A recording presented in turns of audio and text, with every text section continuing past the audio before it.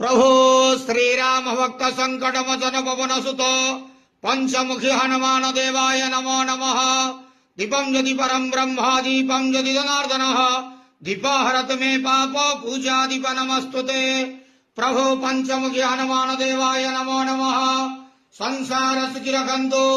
आज भाद्रव मास शुक्ल पक्ष चतुर्दशी तिथि शुभ शनिवार अनंत व्रतरे समस्त श्रद्धालु भक्त मानक आशीर्वाद करंतु मनस्कामना पूर्ण करंतु कर्म क्षेत्र नदी करंतु ग्रह खंडन करंतु जगतर मंगल करंतु विश्वर कल्याण करंतु आपणकर नाम विख्यात करंतु। प्रभु पंचमुखी हनुमान देवाय नमः। मनोज भारत तुल्य वेगम जितेन्द्रियं बुद्धिमता वरिष्ठम वातात्मजं वानरत मुख्यम श्रीरामदूतम शरणं प्रपद्ये। संसार सुखी रखंत आनंद गवार हरि बोलो। आज शुभ शनिवार रे समस्त श्रद्धालु भक्त मानक आशीर्वाद करंतु आनंद गवार।